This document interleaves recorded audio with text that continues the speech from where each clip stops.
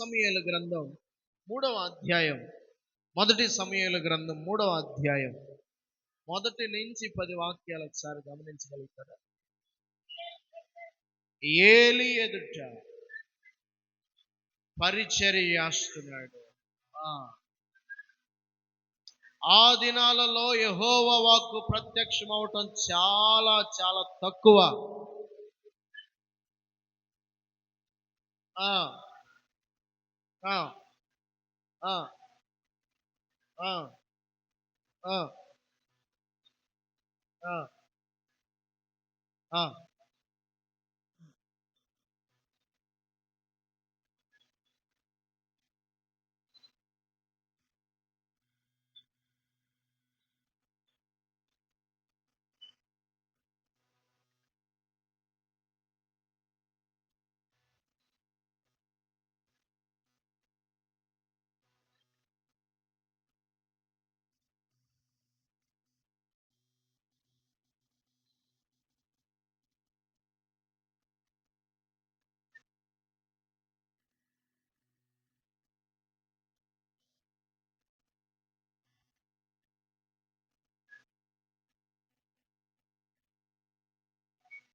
10 దాకా చదివారండి.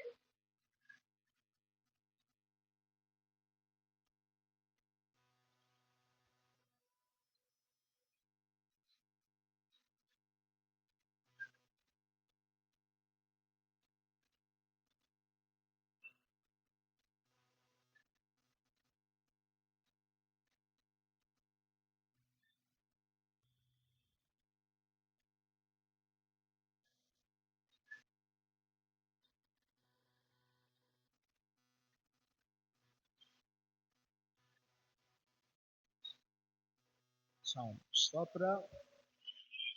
హల్లెలూయా. బాల్యంలో ఉన్నప్పుడు సమూయేలు ఆయన యొక్క వృత్తాంతం ఇది. ఏలి ఎదుట యాజకత్వం చేస్తూ దేవుని సన్నిధిలో బాల్యం నుండే, ఎప్పటి నుంచి అంటే పాలు విడిచిన వెంటనే తీసుకొచ్చి ఆవిడే దేవుని సన్నిధిలో విడిచిపెట్టేసింది. విడిచిపెట్టిన సమూయేలు ఎలాగ బ్రతుకుతా ఉన్నాడంటే ప్రార్థన జీవితం కలిగి బ్రతుకుతున్నాడు. స్తోత్రం. ఏ జీవితం కలిగి బ్రతుకుతున్నాడండి? ప్రార్థన జీవితం కలిగి బ్రతుకుతున్నాడు. మన జీవితంలో ఏదైనా ఇంపార్టెంట్ మ్యాటర్ ఏదైనా ఉందంటే అది ఎవరితో చెప్పాలంటే మొట్టమొదటిగా ప్రభుతోనే చెప్పాలా. స్తోత్రం. అది ఏదైనా వ్యాపారమే కానీ, ఉద్యోగమే కానీ, ఏదైనా కానీ ఎవరితో చెప్పాలి అంటే ప్రభుతోనే చెప్పాలి. ప్రభు ఆవేళ నీ ప్రార్థన ఆలకించి, ఇదిగో సమూయేలు ఏంటట, సమూయేలు అని పిలవగానే ఆయనకు అర్థం కావట్లా. ప్రార్థన చేస్తున్నాడు, యాజకత్వం చేస్తున్నాడు, ఏలి చెప్పిన పనులన్నీ చేస్తున్నాడు. ఉదయకాలం మొదలుకొని సాయంకాలం వరకు సమూయేలు పని అంతా ఏంటంటే యాజకత్వం చేయటమే, ప్రార్థన చేయటమే, స్తుతించటమే, బలులు అర్పించటమే, యాజకత్వం దైవ సన్నిధిలో విడిచిపెట్టక తూచా తప్పకుండా చేయటమే సమూయేలు పనిగా మారిపోయింది. స్తోత్ర.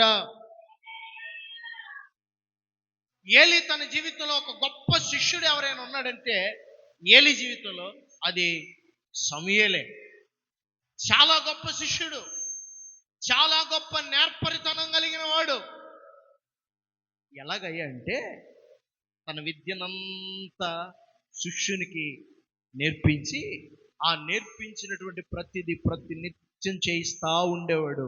ఒక పని మనకు అలవాటైన పని ప్రతిరోజు చేస్తూ ఉంటే ఆ పని వైపు చూసి ఎవరు పని చేయరు, చూడకుండా కూడా చేసేస్తా ఉంటారు. స్తోత్ర. ఆ వర్క్కి వెళ్ళి చూడరే కదా దాన్ని.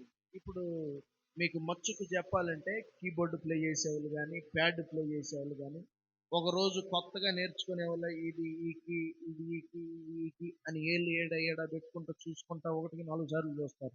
అదే బాగా వాయించగలిగినోడైతే అసలు దానికి వెళ్ళి చూడ్డు. పాట పాడేవాడు పక్కకెళ్ళి చూసి వాయిస్తా ఉంటాడు. ప్యాడ్ కొట్టేవాడు కూడా అంతే.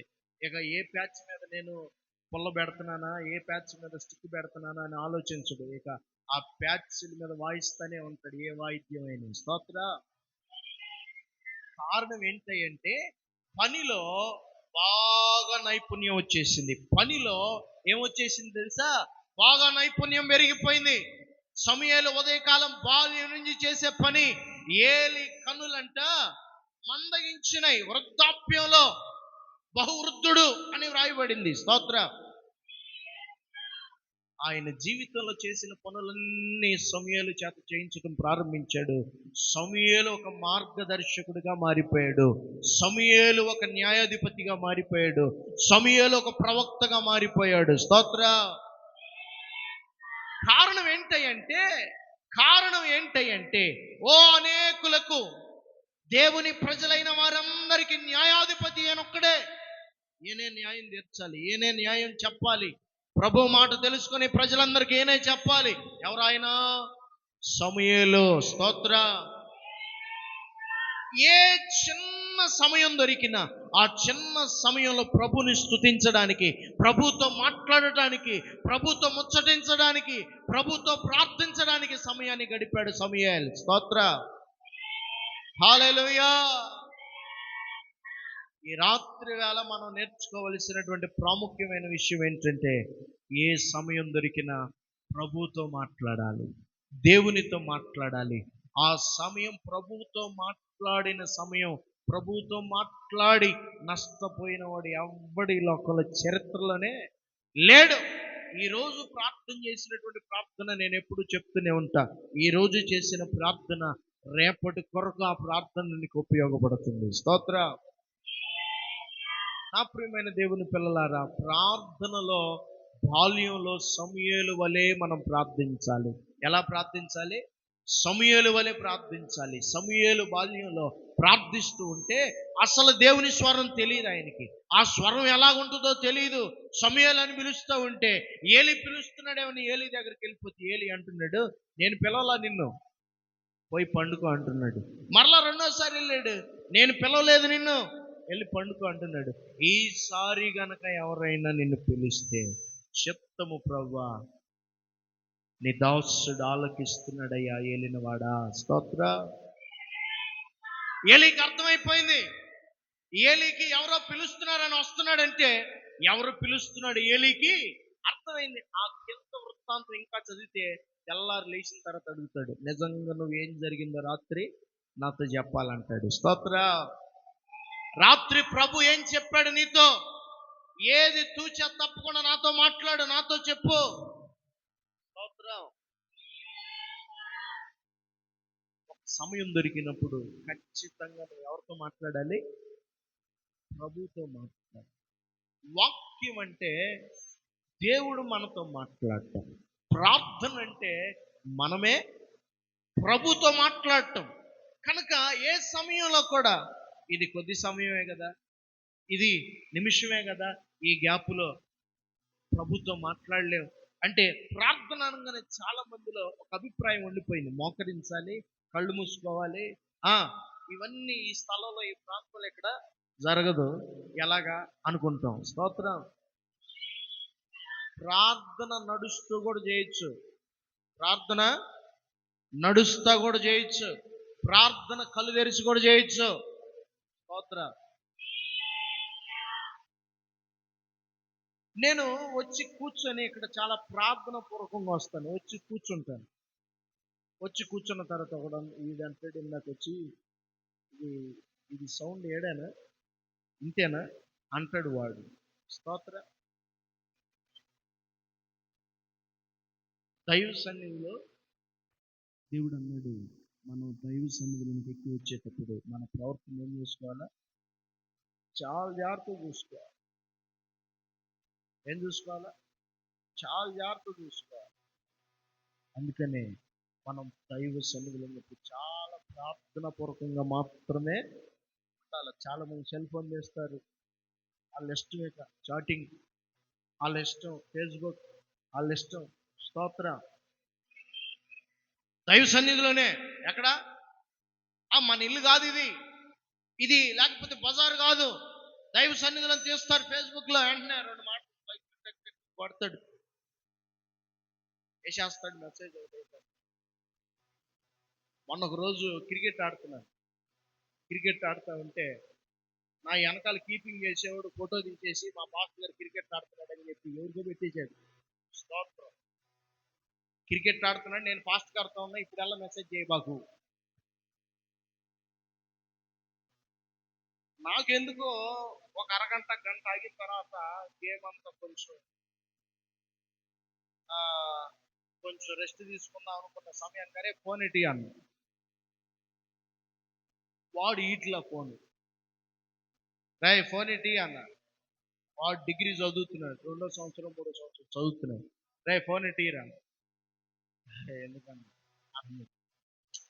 ఫోన్ ఇటీరా, లాక్ చేసింది కదా, లాక్ తీయకుండా అంతే ఇస్తున్నాడు. లాక్ లాక్ తీసి తీయంగానే ఎదురు నా ఫోటో ఉంది. స్తోత్ర. నా ప్రియమైన దేవుని పిల్లలారా, యాక్చువల్గా ప్రతిరోజు కలుస్తాం ఆ పిల్లోడిని, కానీ ఎప్పుడు ఫోన్ ఇరా అని అడగల. ఎందుకో నాకు అడగాలనిపిస్తుంది ఫోన్ ఇరా అని. అందులో టైప్ చేస్తున్నాడు, మెసేజ్ పెట్టాడు, ఎవరో మైక్ గాల్ అని పెట్టాడు. ఎవరంట మైక్ గాల్ అని పెట్టాడు. మైక్ గాల్ అని పెట్టి ఆవిడకి మెసేజ్ పెట్టాడు, ఇప్పుడు ఎలా నువ్వు మెసేజ్ చేయబాకు, మా పాస్టర్ గారితో నేను క్రికెట్ ఆడతాను అని. నేను అడిగిరిగొన్న ఫోటో పెట్టేశాడు. స్తోత్ర. మైక్ గాల్ ఎవర్రా, మన ఊరేనా, పక్కూరా, ఏంట్రా ఈ ఫోటో పెట్టేవేంట్రా, నాది డిలీట్ చేయముందు ఇమ్మీడియట్లీగా. స్తోత్ర. అలాగా ఒక ప్లే గ్రౌండ్ లో చేసినట్లుగా దైవ సన్నిధిలో కూడా ఏం చేస్తున్నారు తెలుసా? ఏం చేస్తున్నారు తెలుసా? హలో, ఏం చేస్తున్నారు తెలుసా? బాగా ఎంత బాగా అరిచేత అంటుంది ఫోన్, బాగా ఫోన్లు పగిలిపోతే ఈటెక్కిపోయి. స్తోత్ర. హల్లెలూయా. ఫోన్ తీసుకోవటం. ఏమండి, దేవుడు అంటే మనం గౌరవం ఇవ్వకూడదా? ఇవ్వాలా వద్దా? ప్రభువుని మనం గౌరవించాలి, దేవుని మనం గౌరవించాలి. ఈ కొద్ది సమయంలో కూడా ప్రార్థన పూర్వకంగా మనం ఉండగలగాలి. స్తోత్ర. హల్లెలూయా. అలాగుండాలి, ప్రార్థన పూర్వకంగా ఉండగలగాలి. అప్పుడే ప్రభు మనల్ని నడిపించేది, అప్పుడే ప్రభు మనకు ఆలోచన ఇచ్చేది, అప్పుడే ప్రభు మనకు ఉన్నటువంటి ప్రతి కష్టాన్ని ప్రభు తీర్చగలిగినటువంటి మొట్టమొదటి అడుగు వేయగలిగినటువంటి సమయాన్ని ప్రభు ఇస్తాడు ఆ సమయంలో. స్తోత్ర. ప్రార్థనకు వచ్చాంలే, రోజు వస్తాంలే, అట్లా కాదు. దైవ సన్నిధిలోకి వచ్చామంటే ప్రభు ఉన్నాడని భావించాలి. ప్రభు సన్నిధిలో ఉన్నానని, ప్రభు ఉన్నాడని భావించిన వారి దగ్గర ఖచ్చితంగా ప్రభు ఉంటాడు. స్తోత్ర. ఆయన అన్నాడు కదా, నువ్వు నమ్మిక మాత్రం ఉంచు, వాళ్ళ మాటలు మాత్రం నువ్వు నమ్మొద్దు. స్తోత్ర అన్నాడు. వచ్చాడు, ప్రభువా నా బిడ్డను బాగు చేయి, చచ్చిపోయేటట్లుగా ఉంది అన్నాడు. ఈలోపు కొంతమంది వచ్చారు, ఇంకా ఆయన్ని ఇబ్బంది పెట్టడానికి చచ్చిపోయింది అంటే ఆయన అన్నాడు, నమ్మిక మాత్రమే నువ్వు, అప్పుడు అద్భుతం చేస్తావు. స్తోత్ర. దైవ సన్నిధిలోకి వచ్చి నువ్వు నమ్మకం ఉంచితే, ప్రభు ఉన్నాడని నమ్మకం ఉంచితే ఖచ్చితంగా నీ పక్కన ఎవరు ఉంటారు? ప్రభువే ఉంటారు. స్తోత్ర. ఆయన మన పక్షాన ఉండే దేవుడు కదా, ఆయన మన ప్రక్కన నిలిచే దేవుడు అనే వాక్యం ఉంది కదా, ఆయన నీ కుడి ప్రక్కన నిలుచుననే వాక్యం ఉంది కదా. స్తోత్ర. హల్లెలూయా. అందుకని మనం ఎక్కడున్నా, ఏ ప్రాంతంలో ఎలాగుండాలంటే ప్రార్థన పూర్వకంగా. మనుషులు చేయలేనిది ప్రభు చేయగలుగుతాడు. ఏ మనుష్యుడు చేయలేనిది మన చేతులు ఏముండదు. ఏం చేయగలుగుతాం? ఏమీ చేయలేం. అవసరమైతే కొంత ఖర్చు పెట్టగలుగుతాం, అవసరమైతే ఒక ఆలోచన చేయగలుగుతాం, అంతకు మించి నువ్వు నేను ఏమీ చేయలేం. ఒకానొక దశ వచ్చేసరికి ప్రభువా అని పిలుస్తావు. ఆ సమయంలో ఆయన రెస్పాండ్ అవ్వచ్చు. నువ్వు పిలిస్తే రెస్పాండ్ అవ్వాలని అన్నా రాజ్యాంగం రాసేవేంటి? స్తోత్రం కలుగును కాదు. అనునిత్యం, అందుకే నేను అంటాను, అనునిత్యం ప్రార్థన పూర్వకంగా ఉండే నా ప్రభువే నీ పక్షాన గొప్ప కార్యాలు చేయగలిగిన దేవుడు. ఆయన చేస్తాడు కాదు. స్తోత్ర. బాల్యంలో సమూయేలు వలె మనం ఏం చేయాలి? ప్రార్థన చేయాలి. సమూయేలు వలె ప్రార్థన పూర్వకంగా ఉండగలగాలి. ఏ సమయం ఇది ఆ సమయం అని కాదు, అది రాత్రి వేళ కాదు, అది తెల్లవారుజాము కాదు, ప్రతి సమయమందు కూడా మనం ఏం చేయగలగాలో తెలుసా? ప్రార్థన చేయగలగాలి. ఒక నిమిష పాటైనా, కనీసం నిమిష పాటైనా ప్రార్థన ఖచ్చితంగా ఉండాలి. నీ వ్యాపారాన్ని బట్టి, నీ ఉద్యోగాన్ని బట్టి, నీ యొక్క లేమిడిని బట్టి ప్రార్థన ఖచ్చితంగా ఉండాలి. ప్రార్థన లేని జీవితం ఆ భక్తిహీనతకు పోలిన జీవితమే. స్తోత్ర. ప్రార్థన లేని జీవితం ఎండిపోయిన భూమితో సమానమే. ప్రార్థన లేని జీవితం అసలు ఆ జీవితంలో ప్రభు ఒక మేలైనా చేయలేని జీవితం అది. స్తోత్ర. ఎప్పుడైతే నువ్వు నోరు తెరిచి ప్రభువాని పిలవగలుగుతావో, దేవాని ఆయనను ఆహ్వానించగలుగుతావో, స్తోత్ర, ఆయన నీ పక్షాన కార్యం చేయగలిగిన దేవుడు, నీ ప్రార్థన ఆలకించగలిగిన దేవుడు, నీ ప్రార్థనకు ప్రత్యుత్తరాన్ని దయచేయగలిగిన దేవుడు ఆయన. హల్లెలూయా. సమయాలు ప్రార్థన చేస్తుంటాడంటావా? తన గురించి ఏమైనా చేశాడంటావా? తన కుటుంబం కోసం ఏమైనా చేశాడంటావా? నాకు డౌట్. తన కోసం ఏమైనా చేశాడంటావా? లేకపోతే వాళ్ళ కుటుంబం కోసం ఏమైనా చేశాడా? ఎందుకు సమయాలు పిలిచాడు దేవుడు? ఎందుకు సమయాలతో మాట్లాడాలనుకున్నాడు? తన గురువు గారు ఉండగా. స్తోత్ర. కారణం ఏంటి అంటే యథార్థమైన ప్రార్థన జీవితం కలిగిన వాడు సమూయేలు.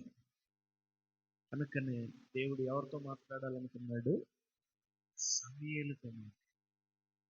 సమూయేలుతో మాట్లాడాడు.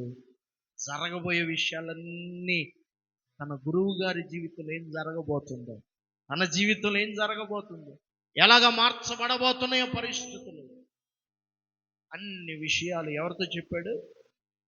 కారణం ఏంటి అంటే సమూయేలు యొక్క ప్రార్థన జీవితం. స్తోత్రం కలుగును గాక. 2 తిమోతిలకు రాసిన పత్రిక 2వ అధ్యాయం 22వ వాక్యం. 2 తిమోతిలకు రాసిన పత్రిక 2వ అధ్యాయం 22వ వాక్యాన్ని చదువుకుందాం. నీవు యవనేచ్ఛల నుంచి పారిపోవాలి. నాన్న, ప్రభువునకు ప్రార్థన చేయ వారితో కూడా నీతిని, విశ్వాసమును, ప్రేమను, సమాధానమును వెంటాడాలి. స్తోత్రం కలుగును గాక. యవన కాలంలో మనం ఏం చేయాలంట? ఏంటో అందరూ చెప్పండి. యవన కాలంలో మనం ఏం చేయాలంట? పారిపోయి పవిత్ర హృదయులై ప్రభువుతో ప్రార్థన చేయు వారితో కూడా. 2 తిమోతిలకు రాసిన పత్రిక 2వ అధ్యాయం 22వ వచనం. 2 తిమోతిలకు రాసిన పత్రిక 2వ అధ్యాయం 22వ వాక్యం. ఇది సతీష్ పాస్మే చెప్పా. చూసావా? కాదులే, బైబిల్ ఎత్తుకుంటూ చెప్పాను. అమ్మా, యవనేచ్ఛల నుంచి ఏం చేయాలన్నాను? హలో, యవనేచ్ఛల నుంచి ఏం చేయాలంట? పారిపోయి మన హృదయాన్ని ఎలాగ మార్చుకోవాలంట? యవనేచ్ఛల కలిగినటువంటి హృదయాన్ని పవిత్రంగా మారాలి. స్తోత్ర. పవిత్రంగా ఎప్పుడు మారుతుంది? పవిత్రంగా ఎవరు మారుస్తారు? నీ వల్ల కాదు కదా. స్తోత్ర. నా వల్ల కాదు కదా. పవిత్రంగా మారాలంటే ఇది నాతోటి అవదు. నేను పవిత్రం అవ్వాలనుకుంటాను, కానీ నా హృదయంలో వచ్చే తలంపులు, ఆలోచనలు అది అవనివో. స్తోత్రం కలుగును. ఎప్పుడు ప్రభు నీతో మాట్లాడతాడంటే యవనేచ్ఛల నుంచి నువ్వేం చేయాలి తెలుసా? పారిపోవాలి. స్తోత్రం కలుగును గాక. యవన ఇచ్ఛల నుంచి పారిపోవాలి. పవిత్రమైన హృదయం కలిగిన వాడిగా మారాలి. యథార్థమైన హృదయం కలిగిన వాడిగా మారాలి. అప్పుడు అప్పుడు అప్పుడు ఎవరితో గెలవమంటున్నాడు? ప్రభుతో ప్రార్థన చేసే వారితో గెలవాలి. స్తోత్రం కలుగును గాక.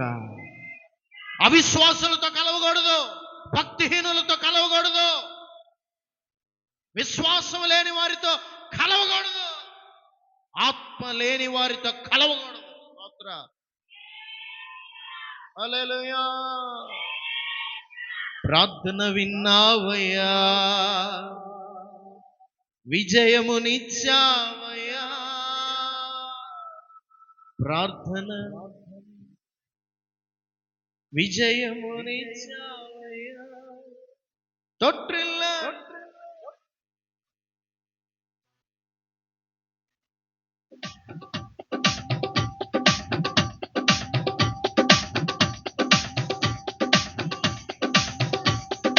పొగడేద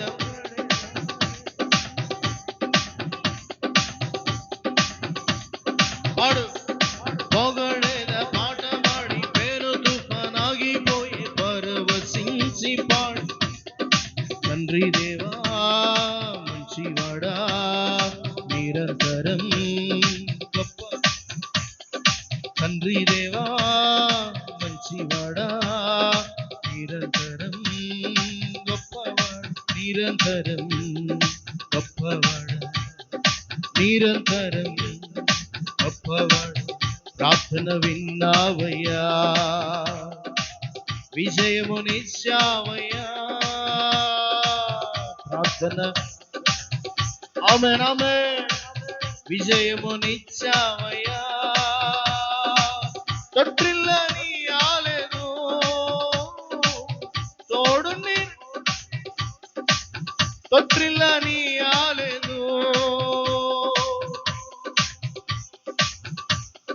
పొగడేద పాట పాడి పేను తుఫానాగిపోయి పరవశించి. పొగడేద పాట పాడి పేను తుఫానాగిపోయి పరవశించి. తండ్రి దేవా, తండ్రి దేవా మంచివాడా నిరంతరం గొప్పవాడా. తండ్రి దేవా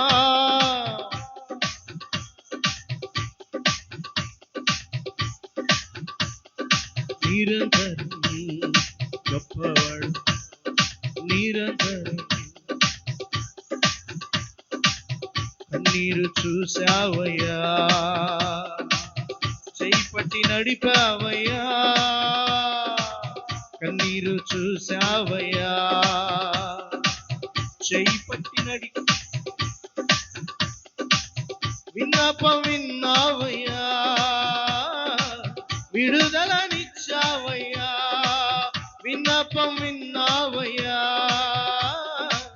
విడుదలనిచ్చావయ్యా. పొగడేద పాట పాడి పరవశించి పాడనా. పొగడేద పాట పాడి పెను తుఫానాగిపోయే. తండ్రి దేవా మంచివాడా నిరంతరం గొప్పవాడా. నిరంతరం గొప్ప, నిరంతరం గొప్పవాడా. నిరంతరం. జై బలో క్రీస్తు మహారాజుకే. ప్రార్థన విన్నావు ప్రభువా, విజయం ఇస్తాడు. ప్రార్థన విన్నాడంటే ఖచ్చితంగా ఏమిస్తాడు? విజయాన్ని ఇస్తాడు. నువ్వు ప్రార్థన చేయటం మొదలు పెట్టావా? నువ్వు ప్రార్థన చేయటం మొదలు పెట్టావా? నా ప్రభు విజయం ఇవ్వటం మొదలు పెడతాడు. స్తోత్రం కలుగునుగా. హల్లెలూయా. తొట్టిల్లనీయకుండా చేస్తాడు ఆయన. యవన కాలం యవనేచ్ఛలతో పారిపోయే తొట్లుగా చేయగలిగిన దేవుడు ఆయన. స్తోత్రం కలుగునుగాక. హల్లెలూయా. తొట్టిల్లిపోయేలాగా చేసే దేవుడు కాదు. పెడతాడు, అక్కడ ఒకళ్ళని పెట్టేస్తాడు. తొట్టిల్లిపోతున్నాడు అంటే ఆడ వచ్చేస్తాడు. ఆడనుకుంటాడు వచ్చాడు. స్తోత్ర. నిన్ను సరి చేస్తాడు, నిన్ను నిలబెడతాడు. మరలా తిరిగి ప్రార్థన జీవితాన్ని ఇచ్చే వరకు నిన్ను వెంటాడతాడు. స్తోత్ర. హల్లెలూయా. పడిపోతున్నావు అన్నప్పుడల్లా ప్రభు ప్రేరేపణిచ్చి నడిపిస్తాడు. ఎవరో ఒకరిని నడిపించి నిలబెట్టి మరలా తిరిగి కట్టి అదే ప్రార్థన జీవితంలోనికి, అదే అనుభవంలోనికి నడిపించగలిగిన శక్తిని ఇవ్వగలిగిన దేవుడు ఆయన. స్తోత్ర. హల్లెలూయా. అందులో ఆ భక్తుడు రాశాడు, కన్నీరు చూసావయ్యా. ఏం బట్టి నడిపించాడంటే, నీ కన్నీరు చూశాడంటే చేయి బట్టి నడిపించగలిగిన దేవుడు. ఆమేన్, హల్లెలూయా. ఆయన కర్మ పట్టి నడిపిస్తాడు, చెయ్యి పట్టి ఎవరిని నడిపిస్తారు చెప్పండి? నన్ను నడిపిస్తారు ఎవరైనా చేయి పట్టి? ఏమంటే నన్ను నడిపిస్తావా బాబు? చేయి పట్టు నడిపించు. ఎందుకు? నాకు అన్ని తెలుసు. ఎట్లా దాటాలో ఏం చేయాలి నాకు. మరి ఎవరిని చేయి పట్టి దాటించాలి, చేయి పట్టి నడిపించాలి అంటే ఎవరిని నడిపిస్తాం? అక్సాన్ని నడిపిస్తావా? నడిపిస్తావా? నడిపిస్తాం. దాటించాలంటే చేయి పట్టుకొని దాటిస్తావా? నన్ను ఎవరైనా దాటిస్తారా? ఎద్దులాగా ఉండాలి. ఏమంటారు? ఎద్దులాగా ఉండాలి. నడవలేదు అంటారా? స్తోత్ర. ఏమండి, పిల్లలకి 7 సంవత్సరాలు వచ్చి 8 సంవత్సరాలు వచ్చి నన్ను ఎత్తుతా అంటే మనకు అనిపిస్తుంది. అప్పుడు ఏమనిపిస్తుంది? ఇక పిల్లిని బ్లాంక్స్ పెడతా. స్తోత్ర. ఇప్పుడు కన్న తల్లే చెప్పి దాడితో జొన్నపోతులాగా నిన్ను నేనేడా మోసేదిరా, దిగా. స్తోత్ర. నువ్వు కొద్దిగా ఉంటారు వీళ్ళు. ఎవరైనా మాస్ వీళ్ళు ఎవరు? ఆ మాటతో ఈడిచిపెట్టే వాళ్ళు కొంతమంది ఉంటారు. మాట ప్లస్ ఒక్కసారి అడగడే కాడు.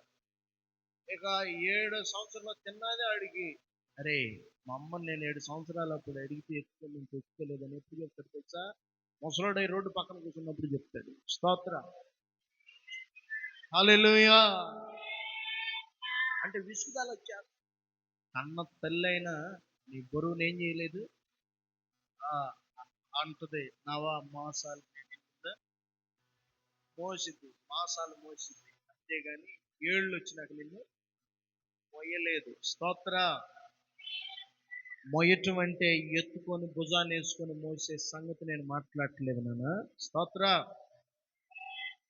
హల్లెలూయా. వాక్యం అంతా ఉంది, యవనేచ్చల నుంచి మనం ఏం చేయాలంట? పారిపోవాలి. పవిత్రమైన హృదయం కలగాలి. ఎవరితో కలవాలంట?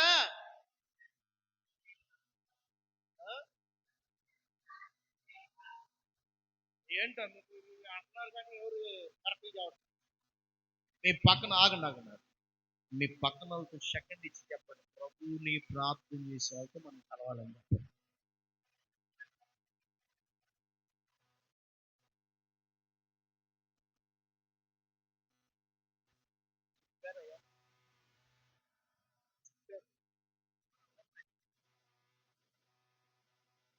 ఎవరితో కలవాలి?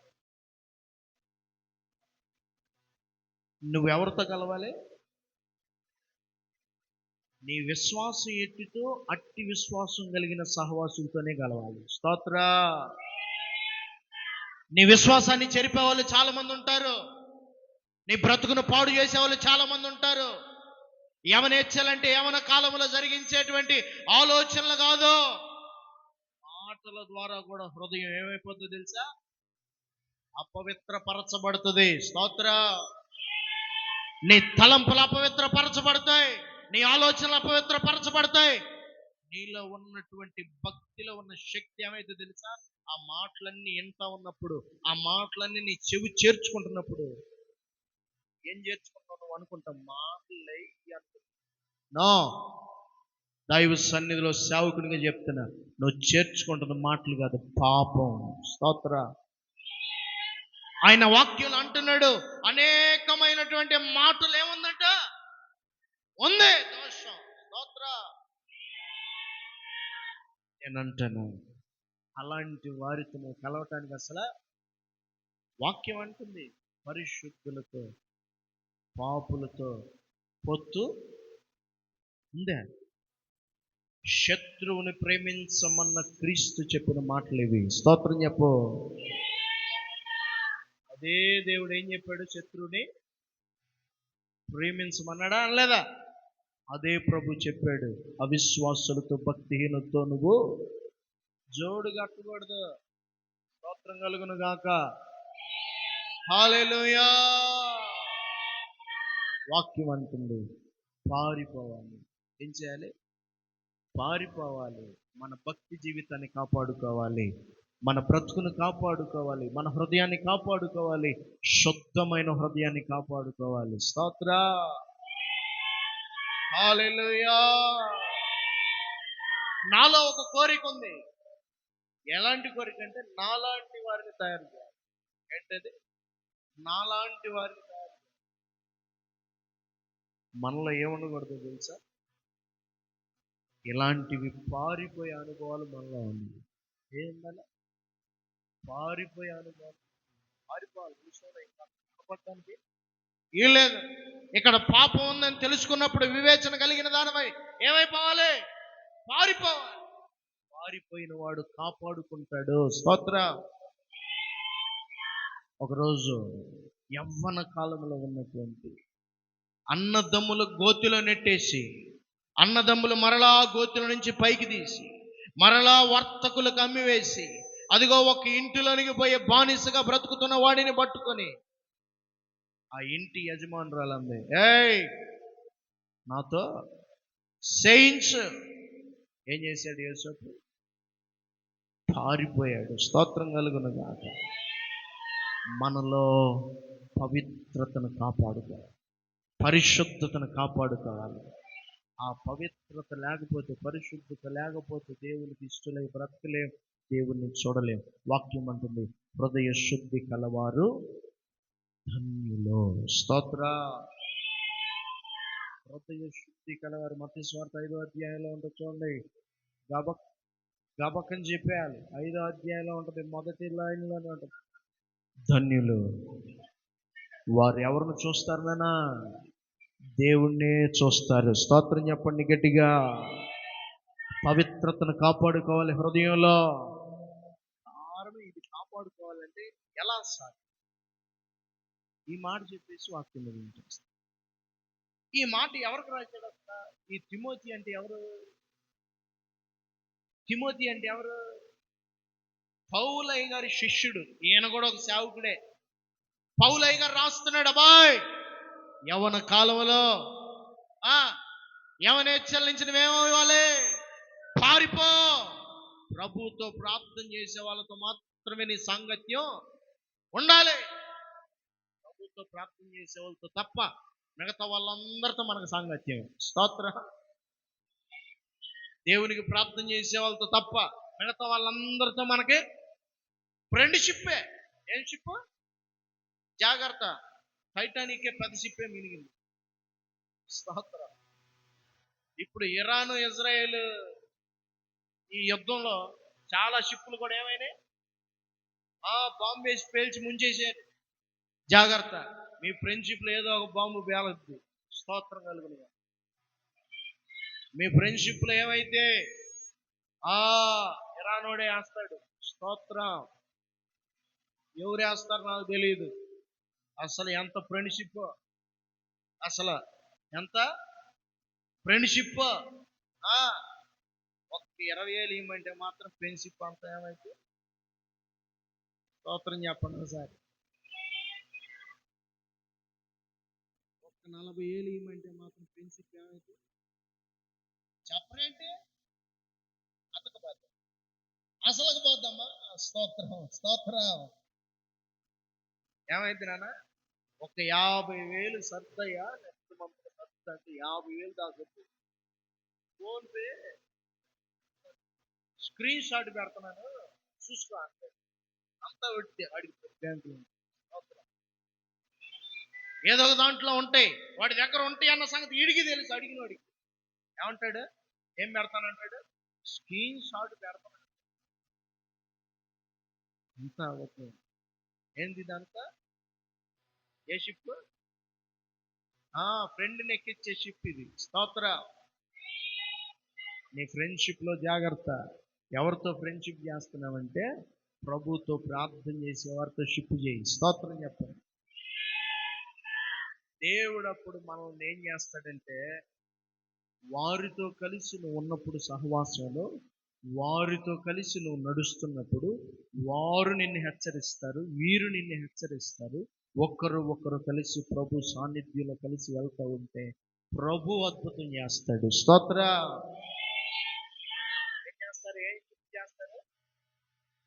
ఏం షిప్ అండి?